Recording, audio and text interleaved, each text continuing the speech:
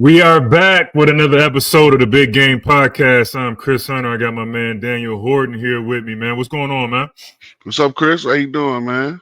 Hey, I'm doing wonderful, man. We had a one shining moment last night, man. Marches around the corner with what's going on with Michigan basketball, man. So they got a great buzzer beater win last night, 84-82, and the question still begs itself, man. Is Michigan lucky or we good? What's going on with this team, man? This team is finding a way to win games down the stretch and a heck of a game. Had, my heart beating there for a while watching that game. Thought we were going to, fall short, but was able to pull that one out, man. What was your take on this game? Man, I thought it was a much better offensive performance than it was the other night. Obviously scored, what was it, 84 points versus 49 points or something like that. So much better offensive performance. We think we moved the ball and shared the ball a lot better this game. I think, like you said, like we detailed in the last video, Nebraska's coverage kind of gave our, offense some unique challenges. I think this game they were able to, come back and get back to their flow and get back to some of their key concepts and core concepts. So it was a pretty good performance for the most part. Solid performance, man. We offensively it started off great. Defensively, not so much. First team to get 3 stops was going to win. First team to get 3 stops, and I think for Michigan, what you saw in this game is, especially at the end of that first half, when that lead got up to about 13 points, they were able to push it, get it under single digits before halftime with a good defensive and offensive run. And then I think in the second half, Rutgers' youth showed itself in that second half, right? I think they weren't able to capitalize on the opportunity, and Michigan really ratcheted up their intensity defensively, and Rutgers weren't able to do what they, were able to do throughout the game. And I think that youth, showed up. Them starting four freshmen in the starting lineup, very talented. Those guys are improvement, but that as we watch this film, you'll see kind of how that youth showed up in that second half. Yeah, for sure. It was definitely one of those games where I felt like if we were able to just continue to remain solid and continue to make good decisions on both ends of the floor, right? I think we would be able to, walk them down and kind of use their youth against them. And I think that's exactly what happened. So we'll get into some of that. We'll get into some of that, man. And let's just get to our keys to victory for this one, man. What we thought would be, the keys to this game when we first looked at it. And as you can see it right now, man, contain Dylan Harper and Ace Bailey. I think that's a check mark. I think we did a decent job. Those guys were kind of under their average or right at their average for the year.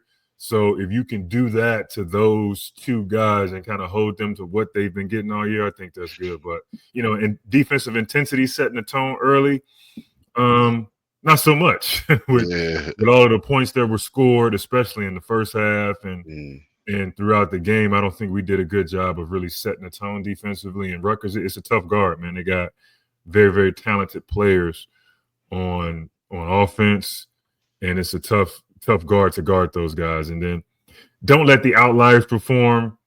I don't think we did a great job of that either. Tyson Acuff was coming home, to Michigan. He played at Eastern Michigan from Detroit, and he really, really affected this game in a positive way for Rutgers, and almost at the end sealed the victory for him. And I'm sure Trey Donaldson right now is buying Nimari Burnett's lunch or dinner for the next week. With fouling, Tyson Acuff on the 3 in that last minute of that game, and then Nimari ultimately bailing them out. But all in all, again, these guys are finding ways to win these games. I don't know how, lucky or good. Right. But Michigan is finding ways to win these games and not keying in on those keys to victory. So, yeah, normally if you give up 45% from the field for the game, that other team goes 9 for 16 from 3, so it's that like 50+% from 3. Then they what did they have? I'm looking at it right here. They had 8 offensive rebounds. So it was tied at offensive rebounds. They pretty much tied or won a lot of the key metrics that you look at as a coach. And At one point, they made 18 of 20, 20 baskets in the first Field half, goals in a right? row. Yeah. Yeah. So it's So like normally when you have those type of give up those type of defensive or offensive statistics, you normally don't yeah, you losing them. pretty good. That's Yeah, that's a 20-piece chicken nugget. If you losing those games by 20, if you give it up 18 out of 22 field goals in a row. yeah, But Michigan, sometimes it's your year, dog. It's your yeah, year. You find a way to just win, and these guys are finding ways to win ball games down the stretch, which is yeah. a really good thing for them, man. So let's get into this film, man. And Gotta be lucky and good. We said that lucky and good. last episode. You gotta be lucky and good this time of year. Let's Yeah, see. Michigan is showing that they're both of those right now. Mhm. Yep. So we gonna get right to it. I think they did a much better job this game of they're making good basketball decisions on the catch and getting into some of their concepts and making good reads, right? And I think early on in the game, Will Cheddar and Vlad Golden were big beneficiaries of a lot of those decisions that were made by the guards and Danny as well. So we'll get into that right here, right? Good ball movement. The ball is hopping. Keeps his eyes up on the drive. Nice relocation by Will. He doesn't just stand. He could have popped, but he went to cut to the basket, relocate to the basket. Nice pass by the freshman. Right here. Oh, so we talked about this after the game, right? In our pre-show as well. If Nimari can add this piece to his game, Michigan's offense is going to be much more dangerous than it's been over the last couple weeks, right? If he can get in there and do stuff like that, that's great. That's a point guard play. That's a great play right there by Nimari. Right, gets Will an easy look. Really good play. Yeah, if he's aggressive off the bounce, like all of these guys, and we've talked about it all year, the paintball mentality. So Nabari getting downhill, Trey Donaldson getting 2 feet in the paint, and now you're putting pressure on that defense, and now you got to make the right reads. Yep. Another 2-foot paint touch, drop off to the big fella. Right. Sometimes you don't have to get a paint touch. Just good, solid point guard play. Pivot back, nice sound pass, hit him in the shot pocket. Knock it down, big fella. Knock it down. Cheddar, boy, I love it. Right. Look, just another good read. Michigan's able to get into their concepts. They get 2 on the ball. Nice, great decision to throw back. Great Another decision. great decision by Danny. Keep it simple. You like that, man? 2-handed pass, right? Yes, He could have sir. threw that with the left. He could have whipped it around his head with the left hand, one-handed. But you like that 2-handed pass. Yep, nice. Keep it safe and simple. Complete it. Get the easy 2. Right, great look by Nimari. Find big fella in the middle. Find your playmaker in the middle. Another solid play. Doesn't run the guy over. He's under control. Great bounce pass right here to Will. Nice finish. Right, another 2-foot paint touch. He misses the floater. Great activity by Danny right there. Right, that's what you want to see. If I can't get the rebound, I'm gonna tip it to I'm somebody. tipping it to my teammate. And as a 7-footer, you love that activity. Yep. And those are those will plays that we talked about. You always have the skill plays where you show off your ability to dribble, pass, and shoot, but that's a will. Just getting in there, sticking your nose in there, and creating an extra possession for your team. Yep. Another will play. Just hey, I'm gonna catch the ball. And like you said, they must have saw something on film because he did a lot of faking of handoffs or keeps and turning the corner and getting by his man. Yeah, and that's a good read, right? You take advantage, especially with Somerville on you. He's been playing well offensively, but he's still a freshman. Still a So you freshman. you take advantage of that freshman's ability to, make some defensive decisions out there. And Michigan did a good job of exploiting that. And this is what Vlad has been doing all year, right? Just taking his time, pivoting, getting to spots, and finishing with great touch in the paint all year long. Yep. Fake handoff. Fake the handoff, get to the middle floor, 2-foot paint touch by the big. That's a tough Nice left-handed left-handed. finish. Tough finish.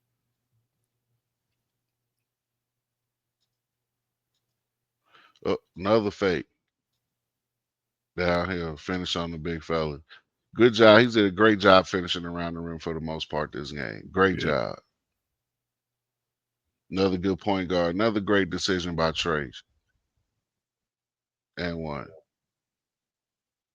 So this is the flow that we have come accustomed to seeing from Michigan basketball's offense all year long. And it was a good sign in this game that you started to see that flow a little bit more. The ball was hopping and moving.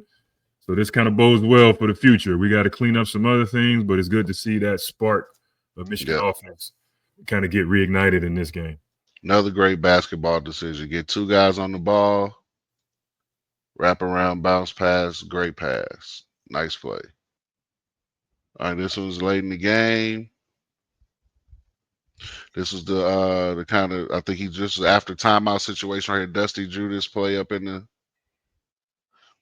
action up in the timeout, and Vlad is able to get here. And like you said, he has a freshman guard, and he's seen that this action has worked multiple times throughout the game. We've gotten easy shots and gotten easy attacks to the rim. Yeah, great play design by that, right? You got all of the action, false action over there on the other side with the double away screen that don't mean anything. And you go to their pet action in this game, which is that fake handoff. And Vlad did a great job executing. And then at the end, getting athletic, man. I like that. Yep, all of the action on the top side is just to do exactly that with two freshmen. 3 dudes, three freshmen over there looking at the ball. I mean, looking over there at their man and not even seeing what's going on the weak side, on the strong side of the ball. So that's good play design, taking advantage of some freshmen out there, and great execution by Michigan on this, and good call by Dusty May after a timeout. It just goes to show you, I don't care how good you are, how talented you are, still a freshman. Still a freshman. They don't even turn around, and they don't turn around until Vlad is like he's already in his attack mode before all three. Look, they still don't see it. Yeah, he's on the launching pad before they even recognize the ball is through the net before they really recognize what happened. Great play design, all right. And here we go get to some Nimari now. I think, like I said, we talked earlier about Nimari being able to, make plays off the dribble for himself and other people, and he was really effective at doing that this game. Yeah, ultra aggressive off the bounce, man, and he did a great job of attacking, making some layups, and then attacking and getting fouled as well, and making some free throws. Especially with his 3-point percentage, he's still shooting around 42, 43% for the year. Now, if you start attacking closeouts and attacking people off the dribble, young man, the offense goes to another level. And Michigan needs that, right? They need that secondary, that third, that fourth perimeter attacker and playmaker and scorer consistently. I think, like you said, if he can be aggressive off the bounce to make right plays and draw fouls, that's another element that's going to bode well for Michigan moving forward. Yeah. Right. He's the guy that hustles and gets the deflection right here, stops a fast break, sprinting, get to the corner. Energy and effort on the defense turns to an offensive opportunity on the offensive end, and he knocks it down. That corner three has been his shot all year.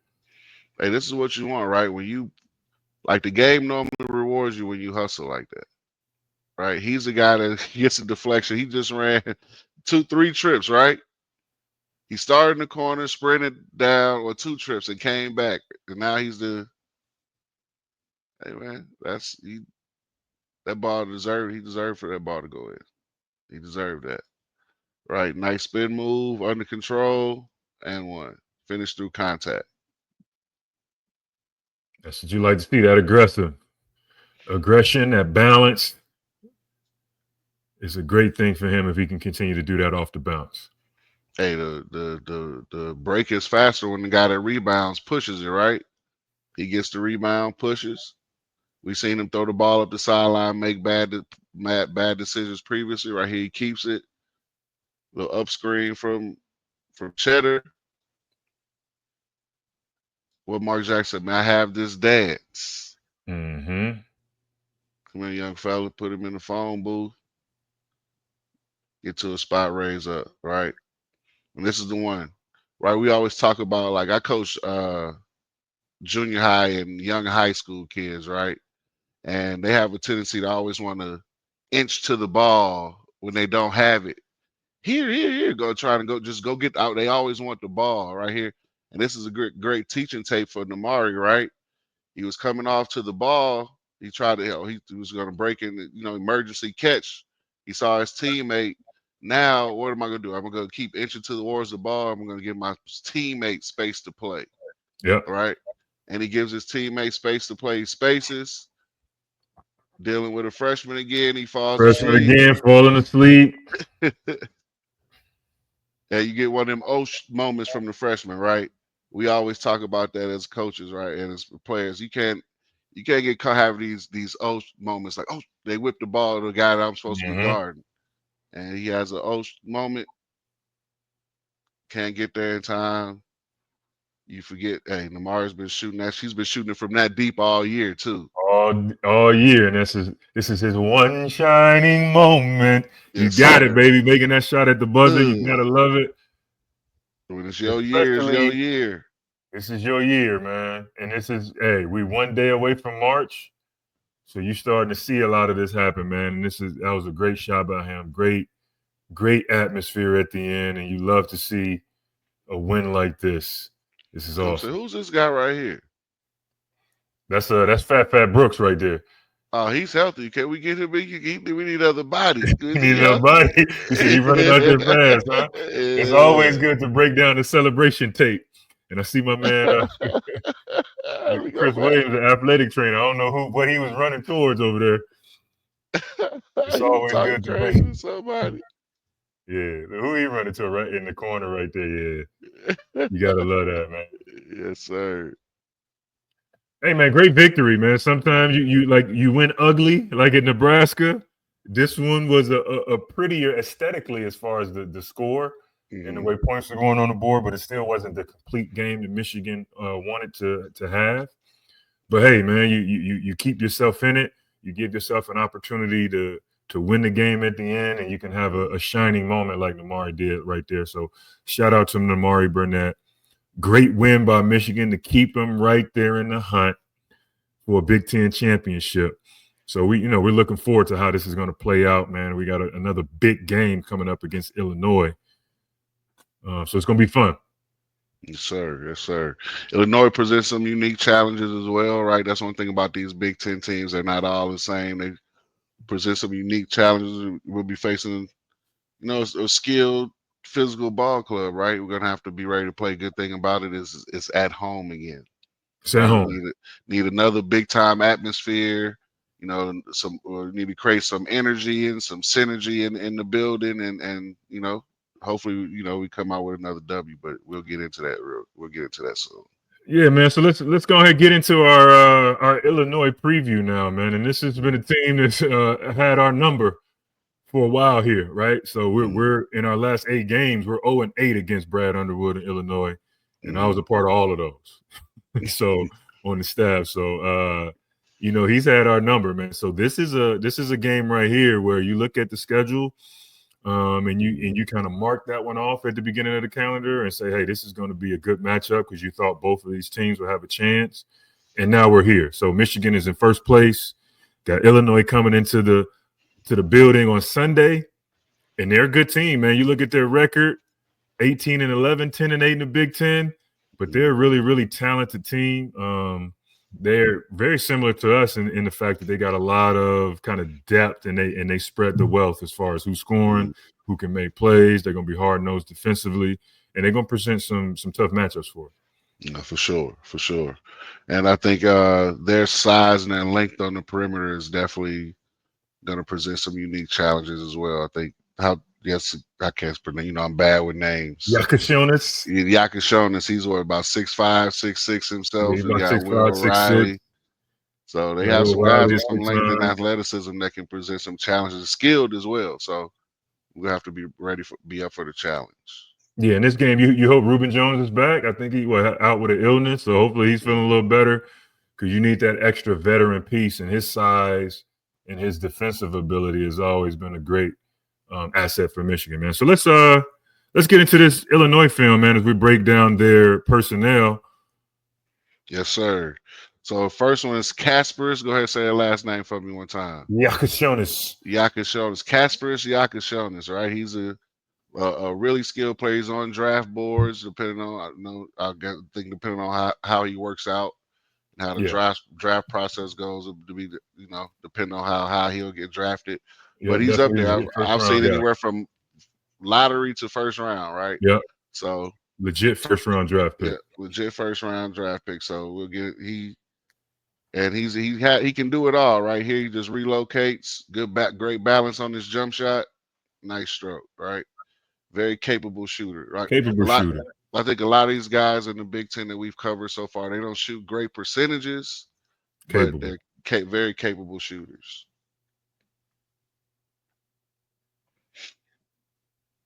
Right, great back cut right there. Very high IQ ball player. Right, defender jumps out to take it away. He cuts back door. Easy layup, especially at his size. Yeah. His size is what's really impressive, man. As a lead guard, he's got the size of a wing, but he's playing that lead guard for him, and he's doing a lot of things in a lot of areas. Yeah, and he has we talked about some.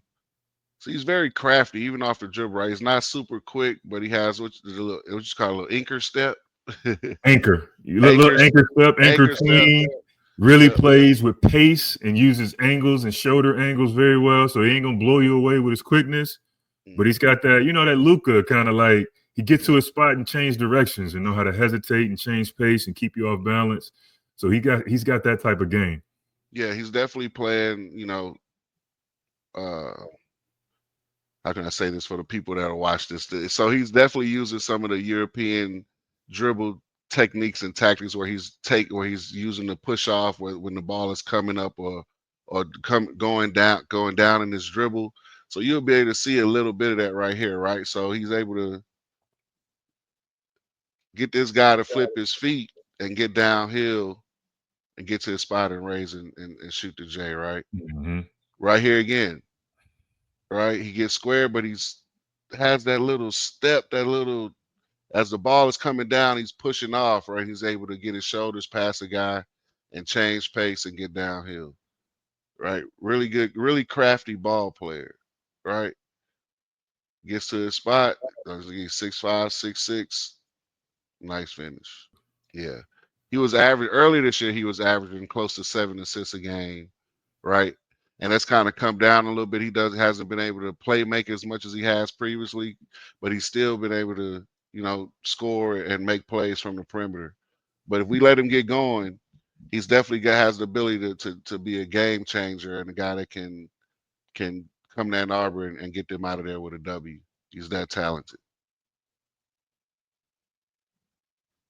Mm. Right? Able to boogie, able to not only play fundamentally sound, but able to create his own shot in one-on-one situations as well. Right here, we gonna get to some. You gotta help me with the name again. Tomislav Ivicic. Ivicic. Tomislav Ivicic. Yeah. Okay. So let's start from here. All right. Now we'll get into some Tomislav Ivicic's highlights. Well, I don't want to call them highlights, but some clips just to show. Like what really impressed me about this game. We talked about this before, right? We always talk about big man versatility. Danny Wolf has a certain level of versatility with his ball handling and passing and playmaking, right? I think Ivicic has a different type of versatility in his ability to score the ball. And you'll see that in these clips, right? He scores the ball pretty much every way that you can score the ball as a big man in today's game, right? So here we get started. Catches it on the short roll. Great Finishes. balance. Great balance. Finishes over the top, right? Middle of the zone, turning face, elbow jumper. And he's a lefty, ladies and gentlemen. If you see that, he's a lefty. So this is going to be a great match. I mean, this matchup between him and Vlad Golden is going to be a high level matchup. For sure. And I'm looking forward to seeing that because, like you say, he's got versatility. He can score in all different ways as a big fella. Right, man to man. He front pivots, jumper. Right now he's a trailer and secondary transition. Knock it down. Right, catch and shoot guy from the 3-point line. Right, catches off a deflection, attacks off the dribble. It's a little clunky, right, but still able to attack off the dribble and finish at the rim. We saw him front pivot last time into a jumper. This time he's going to signal into a jumper. Right. Very skilled, right? Very I keep saying old school, but I don't want to call it old school, It's right? like it's fundamental, man. It's like how people Mhm. used to say Tim Duncan, the big fundamentals, man. It wasn't nothing flashy, wasn't nothing, but he had all the footwork, all the pivots, can make Yeah. all of the shots down there. And this is Drop step. exactly what that kind of looks like, man. It's kind of a fundamental game, nothing flashy, but very, very effective if you let him get going. Yep. Really Right. good He went over footwork, the good right touch. shoulder the first time, goes over the left shoulder the next time. So he's able to score with either hand over both shoulders, right? And here it is, last piece of it, which he does a lot of, pick and pop. Step out and make that. Don't dare him to shoot. Like, so we saw him score pretty much every way he can score besides him handling the ball and navigating the pick and roll himself. That was a pretty impressive performance from him in that game. I gotta give him credit for that. All right, Will Riley now. Will Riley's was 6'6", 6'7" guy, 6'8" guy. Yeah, he a little taller than that. He probably closer to about 6'9", right? Ooh. Will Riley, so really versatile forward, highly touted out of high school. Yep. He was on recruiting boards for Michigan as well last year, but a high-level player. And early in the year, he was, like we talked about before, he was more of a catch and shoot, playing off leverage, maybe in transition. But now he's looking very, very comfortable with that ball in his hands and creating plays off the bounce for himself and a little bit for others. So he's going to be a tough matchup for Michigan out there. We'll see how they match up against him. Yep, definitely impressed by his improvement from the beginning of the year to now, especially being able to put the ball on the deck and navigate pick and rolls as a playmaker. So that's been pretty impressive to see his growth as a player in a short period of time. Right? Nice hesitation. And what? That was the ball screen, right? Navigating ball screens, navigating another high ball screen. They're doing a lot more with that, doing a lot more of that with him lately than they had early in the season. Yeah, and he's a freshman, so he's growing, he's getting better, and you can see the progression, man. And that's why he's another guy who's on Illinois' team, who's on draft boards as well. So projected as a first-round draft pick. You got two of those guys coming into Chrysler Arena on Sunday, and he can pretty much do it all. He can shoot, he can handle, do a lot out there on the court. Very skilled, very versatile ball player. I think he's the guy you're gonna have to really get into his body and get up under his handle and just be physical with him in general and make him uncomfortable, especially in Chrysler. Yeah, I can see Roddy Garrett really pressuring him and making it tough for him. You're gonna have to, or he can get going and hurt you. Yeah, really good. You could tell his game is still developing because he's still really heavy right-handed. Right, when he's looking to attack, he's trying to get downhill and go right and finish with his right. But like you said, sometimes when you're good, you got that size and that first step is that long, and it's just hard to stay in front of you. Yeah, I still go right. I'm 6'9", I'm athletic, got touch, I'm gonna go right. Yeah. Strong right-handed driver. Nice counter right there. Talented ball player. Yeah, he's improving, man.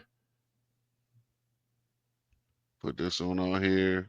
Again, able to get downhill, finish. All right, last clip. He's getting, like I said, this shot right here, just getting more comfortable navigating ball screen situations. That's a tough shot for a freshman. That's a tough shot. Tough shot, man. And this is a big game, man. This is a game historically where Illinois has been kicking our butt for the last 8 meetings. So something has to give in this one. Is Michigan going to continue to climb and play better? And can Dusty May get over this Brad Underwood hump? It's not his hump. Well, it's the Michigan hump. It ain't his hump. He's inherited it, though. Yeah, he's inherited the problem. So you inherit the smoke, right? Yeah. You're the head coach of Michigan. You inherit the smoke. So can he get over it is going to be the question. And Illinois is a team. It was funny. I was looking at their stats and their games. It seems like any game that they didn't score over 80 points, they lost that game. Mm-hmm. So I think 80 points is the magic number for Michigan. If you can keep Illinois below that defensively and make it very, very uncomfortable for those guys, I think they have a great chance of winning. If Illinois is scoring over 80 points, and I see Michigan having a really difficult time of closing these guys out because they got some as we showed you on the film, some players that can really hurt you and can make plays down the stretch. Yeah, I think this game was going to be with both teams capable of scoring. It seems like it's always been the opposite the last few weeks. Like we kind of expected a high-paced, high-scoring game, in the Michigan State game. It was a low-scoring game. I thought it was going to be a little bit more scoring game, a little bit more scoring going on in the Nebraska game. And so they kind of got back to that this game. But this time of year, man, every possession counts. Every shot is scrutinized and analyzed. So I'm predicting another game in the 60s.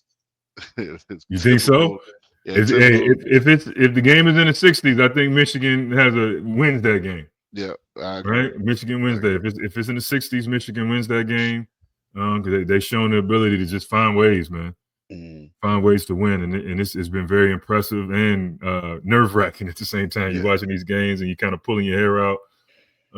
But this is going to be a big one, man. Hopefully Dusty can get over this hump, man. I'm sick of Brad Underwood coming into Chrysler. We're going down there and losing these games. So it's a big one, man. Illinois is that team that we need to get over that hump. So yeah. All right, man. Well, look, another great show, man. Shout out to the Wolverines for getting a great win against the Rutgers Scarlet Knights. Shout out to my man, Nimari Burnett for having his one shining moment. This won't be the last moment, I don't think, this year for him or the Wolverines. But until next time, man, this is the Big Game Podcast. I am Chris Hunter with my man Daniel Horton. We'll see you guys, man. Peace. Peace.